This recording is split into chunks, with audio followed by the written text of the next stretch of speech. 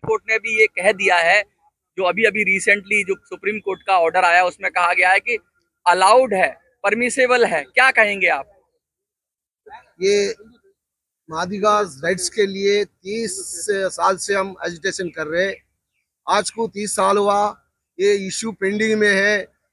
क्योंकि supreme court ने 2004 में हमारा कैटेगराइजेशन को हटा दिया था। उसको चैलेंज करते हुए हमने अपील को है। वो अपील जो है सो 7 जजों से बेंच बनाए, 7th जज से बेंच बनाए। बेंच का रिजल्ट आने वाला है। आज उनका उसके इंतजार में हम है। क्या आता क्या नहीं आता, जो भी केंद्र सरकार ने इसको मुद्दे को हल करने के लिए उन्हें इनिशिएट लेना है। हमारे हक के लिए हम सामने 30 साल से लड़ रहे, वो हक को हासिल करने के लिए केंद्र सरकार उनका ये लेना चाहिए, इनिशिएट लेना, हमारे को न्याय देना बोल के आज हम जंतर मंतर पे धरना बैठे हुए। आज 9 बजे से अब तक क्या जजमेंट आता हमको तो पता नहीं। हम तो धरना में बैठे हुए। अभी तो जजमेंट ऐसा आ रहा है सूत्रों से कि परमिसेबल कर दिया गया, यानी आपका जो था उसको, आपकी जो मांग थी वो सुप्रीम कोर्ट ने जस्टिफाई किया, उसको लीगल किया है। उसका स्वागत करते हुए हम तो, हमको न्याय मिलना है। पार्लियामेंट में कानून बना है, इसको हर स्टेट को इम्प्लीमेंट करना है। 15% रिजर्वेशन बाबा साहेब अम्बेडकर दिए सो रिजर्वेशन को सब कास्ट वालों को, 59 कास्ट है आंध्रा तेलंगाना में, हर कास्ट का बाबा साहेब का रिजल्ट मिलना है। सबको हक मिलना है। 59 कास्ट वाले को, पब्लिक को उसके पॉपुलेशन मुताबिक उसका हक मिलना। आप ये कह रहे हैं जिसकी जितनी हिस्सेदारी उतनी उसकी भागीदारी। तो क्या लगता है कि जो मादिगा कम्युनिटी वो पिछड़ गई है, उसको रिजर्वेशन में जो हिस्सा कम मिल रहा है, जो अभी जिस तरह की अभी व्यवस्था है, वर्गीकरण के बाद ज्यादा बढ़ेगा? ये 15% रिजर्वेशन ऑलरेडी इम्प्लीमेंट हो रहा है, लेकिन मादिगा कम्युनिटी को 2-3% ही जा रहा। 13-12% ओनली वन कम्युनिटी माला कम्युनिटी ले रहा बोल के तो हम इसका इशू रोड पे आए सोए। पूरा गवर्नमेंट को हला हिला के कर रहे, बहुत सारे इसको धरना दिए और गवर्नमेंट ने हमको धोखा देते हुए आ रहे 30 साल से। आज हमको सुप्रीम कोर्ट ने कुछ भरोसा दिलाएगा बोल के हम तो सोच रहे हैं। अच्छा, ये क्या लग रहा है कि अब जब आंध्रा गवर्नमेंट या तेलंगाना गवर्नमेंट असेंबली में जब पास हो जाता है बिल, तो क्यों नहीं केंद्र सरकार करती है? मोदी जी क्यों नहीं देना चाहते हैं? क्या बात है, क्या कारण है? वो तो मुश्किल है ना भाई। वोटों के सामने हमारे हैदराबाद को आते, आंध्रा को आते, तेलंगाना में आते, सब मांग लेते, वोटो डाल लेते, आके दिल्ली में बैठ जाते। हम 100 दिन में आपको कैटेगराइजेशन करते बोल के 2004 में बोले। आज 2024 है, जुमला करते हैं। हाँ, जुमला करते, हमारे को धोखाबाजी करके वोट लेते, हमारे वोट ले लेते, यहाँ पे आके बैठ जाते। क्या लगता है कि ये जो 15% का लिमिट है, ये भी बढ़ाया जाना चाहिए क्या? इसको भी बड़ा करना चाहिए? क्या कहेंगे उस पर आप? हमारे को पॉपुलेशन ज्यादा है, 18% या 20% हमारे को रिजर्वेशन बढ़ाना, और उसमें भी कैटेगराइज करना, ऑलरेडी कैटेगराइजेशन करके उसको बढ़ाना। नहीं तो फिर जो सामने हुआ सर्कस होता, पहले जो हो रहा था हमको वही होगा। Now you can speak in Telugu, whatever you want to say to the people. Yes, speak. Today, why you are coming here and what is the reason behind that, and what about the Supreme Court order you have heard or not?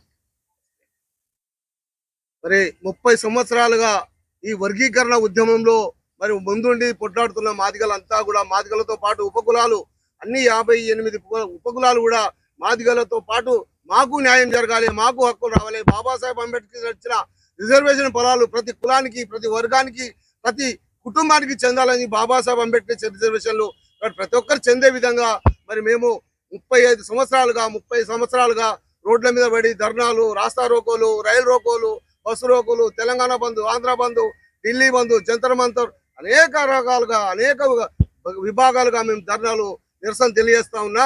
మరి కేంద్ర రాష్ట్ర ప్రభుత్వాలు కేవలం మా ఓట్లను వాడుకొని వాళ్ళ రాజకీయ పబ్బం గడుపుకుంటూ వాళ్ళ అధికారంలోకి వచ్చి మా యొక్క న్యాయమైన డిమాండ్ నెరవేర్చకుండా మమ్మల్ని మోసం చేస్తున్నాయి. కాబట్టి ఖచ్చితంగా మేము ఈ రోజు జంతర్ మంతర్కి వెళ్ళి ధర్నా చేసి మా హక్కులు సాధించుకోవడానికి మేము తెలంగాణలో ఉన్న మారుమూల పల్లెల నుంచి ఈ జంతర్ మంతర్ దగ్గరికి వచ్చి, ఢిల్లీలో ఉన్న మాకు 3000 కిలోమీటర్ల దూరం నుంచి ఇక్కడికి వచ్చి మరి మా హక్కులకు అందించాలి, మాకు న్యాయం జరగాలని చెప్పి ఇక్కడ నిరసన తెలియడానికి వచ్చినాము. మాకు ఇప్పుడిప్పుడే తెలుస్తా ఉన్నది సుప్రీంకోర్టు మరి వర్గీకరణ చేసుకోవచ్చు, 2004లో మాకు కొట్టేసిన ఈ యొక్క వర్గీకరణను మళ్ళీ మీరు కొనసాగించుకోవచ్చు అని మాకు ఇప్పుడిప్పుడే ఇన్ఫర్మేషన్ వస్తున్నది. దాన్ని ఏదేమైనా ఇదంతా బాధ్యత ప్రభుత్వాలు చేయాలి. రాష్ట్ర ప్రభుత్వం కానీ కేంద్ర ప్రభుత్వం కానీ మేము అడుగుతాము, మాకు చట్టపరంగా న్యాయబద్ధంగా మాకు ఈ యొక్క హక్కులు కల్పించే బాధ్యత ప్రభుత్వాలది. కాబట్టి మేము ప్రభుత్వాలను డిమాండ్ చేస్తున్నాము. సుప్రీంకోర్టులో ఏ తీర్పు వచ్చిందో మీరు తీసుకొని మాకు ఏ రకంగా న్యాయం చేస్తారో మీరు ఆలోచించి మాకు రాష్ట్రాలలో మా కుటుంబాలకు మా కులానికి మొత్తానికి కూడా న్యాయం చేయాలని చెప్పి డిమాండ్ చేస్తా ఉన్నాం. జై మాదిగా, జై మాదిగా, జై మాదిగా. आपका नाम क्या है और आज स्टेट प्रेसिडेंट है तो क्या कहेंगे? You can speak in Telugu. నా పేరు కొంగర్ శంకర్ మాదిగా, మాదిగా కుల దండోర రాష్ట్ర అధ్యక్షుడు. 30 సంవత్సరాల వర్గీకరణ పోరాటంలో ఈరోజు ధర్మాసనం ఇవ్వడం అనేది మాకు సంతోషకరమైన విషయం, తీర్పుకరమైన విషయం.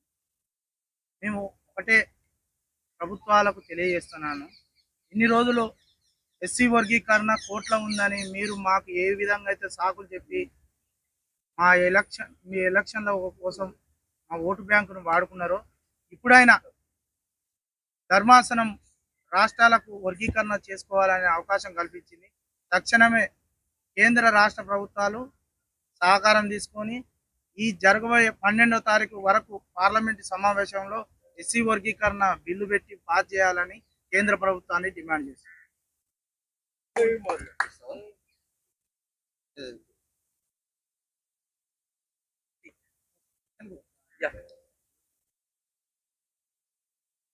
మాదిగ హక్కుల దండోరా ఆర్థిక రాజకీయ సామాజిక సమానత్వం కోసం గత 30 సంవత్సరాలుగా అల్పెరగని పోరాటం చేస్తూ ఉన్నది.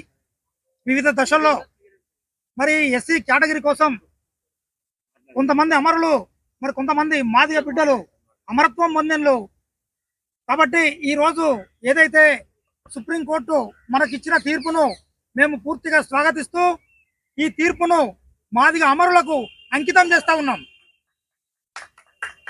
ముఖ్యంగా మా మాదిగలకు